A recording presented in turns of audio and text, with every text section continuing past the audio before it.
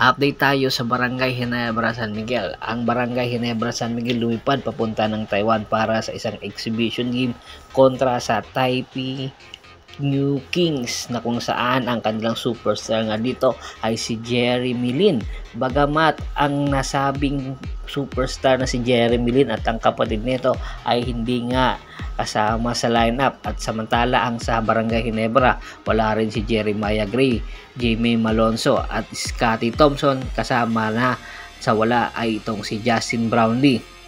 Kaya sasandalan ni Coach Tim Con ang itong mga bago nilang mga player na sina Isaac Go, Stephen Holt at RG Abarientos para pangunahan ang Barangay Ginebra San Miguel sa nasabing exhibition game. At ito na nga ang panimula ng exhibition game. Mayroon din alley-oop play ang Barangay Ginebra sa kay Isaac Go at kay RG Abarientos, at pumuntos din itong si Stephen Holt. Sa umpisa ng first quarter, mainit na mainit ang performance ng Barangay Ginebra San Miguel na kung saan lumamang nga sila ng 14 points, pero unti-unti ay binabawasan ito ng New Taipei Kings dahil uminit na rin ang kanilang mga 3-point shot. Napakadami ng turnovers ng Barangay Ginebra San Miguel sa second quarter, dahilan para dumikit ang New Taipei Kings sa nasabing laban at lumamang pa nga ang New Taipei Kings.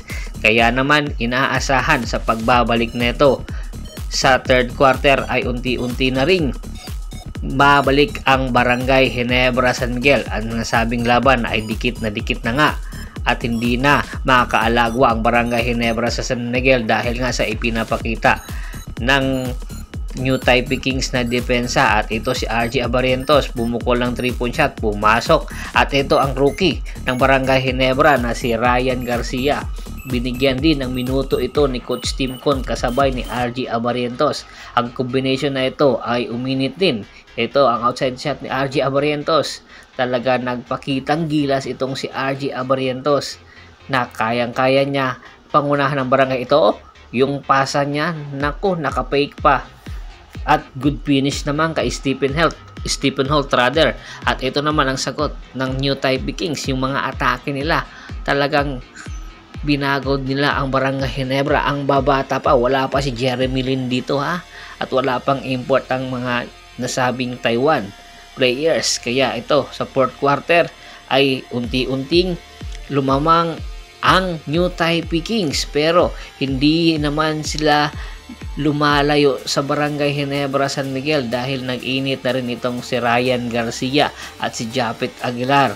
Dahilan itong ilang minuto na lang lumamang lamang na ang New Taipei Kings, pero unti-unti ito si RG Abarientos 3-point shot para lumamang ng 4 ang Barangay Ginebra San Miguel.